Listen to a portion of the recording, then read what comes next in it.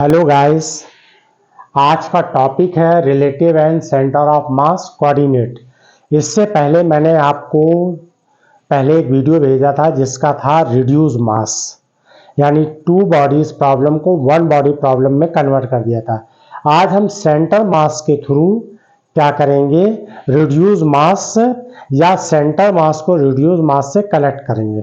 Clear है? तो कभी कभी ये डेरिवेशन पूछा जाता है और इससे पहले रिड्यूस मास भी डेरिवेशन पूछा गया है। ठीक है ना? तो बिल्कुल सिमिलर उसी के तरीके है जैसे two body problem of one body, उसी तरीके से इसमें भी है। तो देखिए, सबसे पहले थोड़ा सा इसमें लिखना क्या है। सपोज m1 m2, ये देखिए ये m1 और ये m2 दो मास है। ओरिजिन r1 पोजीशन पर m1 है और ओरिजिन से r2 पोजीशन पर m2 है। ठीक है ना? वह इसमें जो है ट्रायंगल वेक्टर थ्योरम अगर लगाएंगे तो ये देखिए वेक्टर ये लगा है r1 पोजीशन, ये r2 है और ये क्या है, ये r है, इसका रिजल्टेड है। ठीक है ना? तो r1 माइनस r2 ये रिजल्टेड निकल कर आ जाएगा r के फॉर्म में। अब देखिए यहां पर क्या करते हैं हम, ये जो ओरिजिन है वो एल सिस्टम का मतलब होता है लेबोरेटरी सिस्टम। ठीक है ना? एक होता है सेंटर मास सिस्टम और दूसरा होता है लेबोरेटरी सिस्टम। और इसी से आप जो है वन डायमेंशन कॉलिजन इलास्टिक या इन इलास्टिक की कंडीशन में एक हम लेबोरेटरी सिस्टम लगाते हैं और दूसरा सेंटर ऑफ मास सिस्टम लगाते हैं। तो आज देखिए हम लेबोरेटरी सिस्टम को कैसे सेंटर ऑफ मास सिस्टम में कन्वर्ट करते हैं। ठीक है ना? तो देखिए the centre of mass RCM equal to हो जाएगा m1 r1 plus m2 r2। Centre of मास जो हम यहाँ पर निकालते हैं टू बॉडी के लिए वो क्या होता है formula, m1 r1 plus m2 r2 upon m1 plus m2, ये निकालते हैं। क्लियर है यहाँ तक? ये किसके लिए, टू बॉडी। तो देखिए दो बॉडी है कि नहीं, एक ये m1 है दूसरी m2 है। क्लियर है? दूसरी बात यहां पर देखिए r इक्वल टू ये क्या दिया है, unit r vector equal to यानी पोजीशन वेक्टर इक्वल टू था r1 माइनस r2। क्लियर है ना यहां तक? अब देखिए इसको किस तरीके से इसमें हम अप्लाई करते हैं। r equal r1 minus r2 ये आ गया। ठीक है? इसमें से आप r1 या r2 की वैल्यू निकालिए। r1 अगर निकालेंगे, r1 इक्वल टू करेंगे तो ये इधर आ जाएगा। तो क्या हो जाएगा, ये r प्लस r2 ये आ गया। देखिए ये r2 इधर आए। अब ये r1 की वैल्यू इसमें पुट कर दीजिए, r1 की वैल्यू इस जगह पुट कर दीजिए। तो RCM equal to m1, r1 की वैल्यू ये पुट करेंगे तो r प्लस r2 और यहाँ पर ये वेक्टर का साइन जरूर बना दीजिएगा m2, क्योंकि हम पोजीशन वेक्टर की स्टडी कर रहे हैं। यहाँ पर r2 यहाँ पर भी वेक्टर लगा दीजिए, ये आ जाएगा और नीचे कितना हो जाएगा m1 प्लस m2। क्लियर है? अब ये ब्रैकेट खोल दीजिए। तो जब हम ब्रैकेट खोल देंगे इसमें तो क्या रिजल्ट निकल कर आ जाएगा, RCM इक्वल टू इसका m1 का इसमें और इसमें मल्टीप्लाई कर दीजिए। तो m1 r vector plus m1 r2 vector plus m2 r2, ये देखिए ऐसे तो लिखा है m2 r2 और नीचे क्या लिखा है इसमें m1 प्लस m2। क्लियर है? अब ये m1 तो ऐसे रखा रहने दीजिए, m1 r ऐसे लिखा रहने। इन दोनों में क्या कॉमन है, r2 कॉमन है, m1 प्लस m2 और ये r2 पोजीशन वेक्टर ऐसे आ जाएगा। अब ये m1 m2 को इसके नीचे भी लिख दीजिए और मतलब अलग अलग कर दीजिए और यहाँ पर भी m1 प्लस m2 कर दीजिए। क्लियर है यहाँ तक? अब यहाँ देखिए ये और ये कैंसिल हो गया, कैंसिल हो गया और ये RCM है, centre of mass. RCM equal to m1 r upon m1 plus m2 और यहाँ क्या आ जाएगा, ये r2 आ जाएगा। इसमें ऊपर नीचे कितने का मल्टीप्लाई कर दीजिए, इसमें m2 का ऊपर नीचे मल्टीप्लाई कर दीजिए, कर दिया। अब रिड्यूस मास इक्वल टू होता है m1 m2 upon m1 plus m2। इससे पहले एक मैंने वीडियो बनाया है रिड्यूस मास का, ठीक है ना? Two body problem in one body. तो उसमें देखिएगा reduce mass m1 m2 upon m1 plus m2 ये निकाल के दिया है। तो ये देखिए इतनी ये वैल्यू किसके बराबर हो जाएगी, रिड्यूस मास की, यानी म्यू से रिप्रेजेंट करेंगे। नीचे ये क्या आ जाएगा, m2 आ जाएगा, और ये पोजीशन वेक्टर r हो जाएगी, प्लस ये r2 हो जाएगी, ये RCM, ठीक है। इनमें सब में पोजीशन वेक्टर का ये लगा दीजिएगा, सब जगह पर ये ऐसे कर दीजिएगा, ठीक है ना, क्योंकि ये पोजीशन वेक्टर है।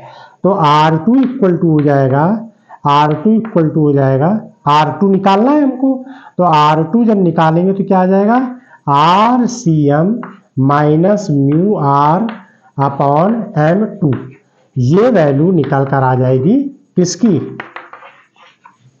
ये R2 की पोजीशन वैल्यू निकल आई। किसके फॉर्म में निकाल दी हमने, सेंटर ऑफ मास के फॉर्म में निकाल दी, और किसके फॉर्म में निकाल दी, रिड्यूस मास के फॉर्म में निकाल दी। सेंटर ऑफ मास भी है, रिड्यूस मास भी है, क्लियर है। अब इसी तरीके से हम जैसे ये R2 की वैल्यू निकाली है, इसी तरीके से हम R1 की भी वैल्यू निकाल सकते हैं। अब R1 की वैल्यू हम निकालने के लिए ये वाला फार्मूला यूज करेंगे। तो देखिए R इक्वल टू होता है R1 माइनस R2, ठीक है ना। इसमें से क्या कर लिए, अभी हमने सबसे पहले क्या किया था, इसको R1 फॉर्म में कन्वर्ट कर लिया था, अब R2 के फॉर्म में कन्वर्ट कर लीजिए, और यहां पर लिख दीजिए R, इसको लिखिए, ये इधर आएगा, ये इधर R1 माइनस R। अब ये वैल्यू उठा के R2 की वैल्यू इसमें पुट कर दीजिए, किसमें, इस वाले फार्मूले में पुट कर दीजिए। R2 की वैल्यू इसमें पुट कर देंगे तो ये निकल कर आ जाएगा फार्मूला R1, जैसे ही R2 निकाला वैसे R1, RCM plus mu R upon M1 आ जाएगा। ये भी देखिए R1 भी सेंटर मास और रिड्यूस मास में कन्वर्ट हो गया, तो ये रिलेशन हो गया इसका सेंटर मास और रिड्यूस मास के फॉर्म में, और ये वाला भी हो गया, ये R2 पोजीशन के लिए हो गया, ये R1 पोजीशन के लिए हो। अब अगर ये origin centre of mass line ये होती ना RCM, अगर ये RCM 0 हो जाए तो इसका मतलब है कि ये लाइन ओरिजिन पर आ जाएगी। ये अगर ये 0 हो जाए तो ये लाइन कहाँ आ जाएगी, इस जगह आ जाएगी, यानी कि ये लाइन इस जगह पर आ जाएगी, यानी ये M2 है और ये M1 हो जाएगी। RCM अगर 0 हो जाए तो उस केस में यहां पर अगर ये RCM 0 पुट कर दें और इस केस में RCM 0 कर दें तो R2 बराबर क्या निकल कर आ जाएगा, R2 अगर RCM इक्वल टू 0 हो जाए तो R2 की वैल्यू ये 0 हो जाएगी, तो यहां पर ये आ जाएगी value R2 equal to minus mu R upon M2, ये वैल्यू निकल कर आ गई, क्लियर है। इसी तरीके से इसमें भी RCM की वैल्यू अगर 0 भर दें तो ये हो जाएगी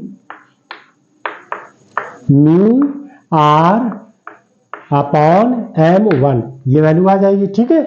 आप जरा इन दोनों का रिलेशन देखिए क्या आएगा निकल के, R1 अपॉन R2 कर दीजिए, ये R1 अपॉन R2 कर दीजिए, तो ये टर्म और ये टर्म कैंसिल हो जाएंगे, म्यू आर कैंसिल हो जाएंगे। अगर हम R2 अपॉन या R1 कर दें या R1 अपॉन R2 कर दें तो म्यू आर कैंसिल हो जाएंगे, माइनस देखिए R1 ऊपर लिखा है तो यानी इसका मतलब ये यहाँ पर M1 आ जाएगा और ये M2। ये एक रिलेशन वेरी इंपॉर्टेंट, ये रिलेशन जो निकल कर आया है ये रिलेशन बहुत ही इंपॉर्टेंट है। ये रिलेशन ये रिप्रेजेंट करता है, ये रिलेशन क्या रिप्रेजेंट करेगा ये दिखाते हैं हम आपको। अब ये तो आप लोग स्क्रीनशॉट ले लीजिए, फिर हम इस रिलेशन से आपको बताते हैं क्या निकल कर आता है रिजल्ट। जो रिजल्ट निकल कर आया है R1 R2 equal to minus M2 upon M1। अब जो ये रिजल्ट आया है इसका कंक्लूजन क्या निकल कर आता है, इसका कंक्लूजन ये निकल कर आएगा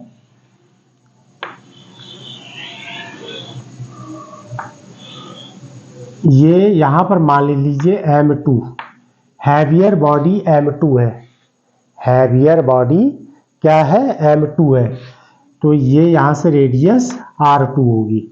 और हैवी लाइटर बॉडी M1 है और इसकी पोजीशन कितनी हो जाएगी, R1 यहाँ से यहाँ तक हो जाएगी। इस और कोई RCM यानी सेंटर ऑफ मास पर कोई ऑब्जर्वर बैठा हुआ है, सेंटर ऑफ मास पर कोई ऑब्जर्वर बैठा हुआ है, तो वो ये देखेगा कि हैवियर बॉडी छोटी ऑर्बिट में घूम रहा होगा और लाइटर बॉडी जो है क्या होगी, मतलब जो लाइटर बॉडी है वो लॉन्गर रेडियस में घूम रही होगी। मीन्स यहाँ उल्टा आ रहा है रिजल्ट, देखिए R1 M2 है और R2 M1 है। इसका मतलब ये है अगर ऑब्जर्वर यहाँ बैठा हुआ है तो उसको हैवियर बॉडी छोटी ऑर्बिट में घूमता हुआ दिखाई देगा और लाइटर बॉडी लॉन्गर रेडियस में मूव करता हुआ दिखाई देगा। ठीक है ना, ये रिजल्ट भी बहुत ही इंपॉर्टेंट है। तो आई होप कि आपको समझ में आया होगा। ये हमने कनेक्ट किया है सेंटर मास को रिड्यूस मास से, तो कभी कभी ये डेरिवेशन पूछ लिया जाता है। Thanks for watch my video.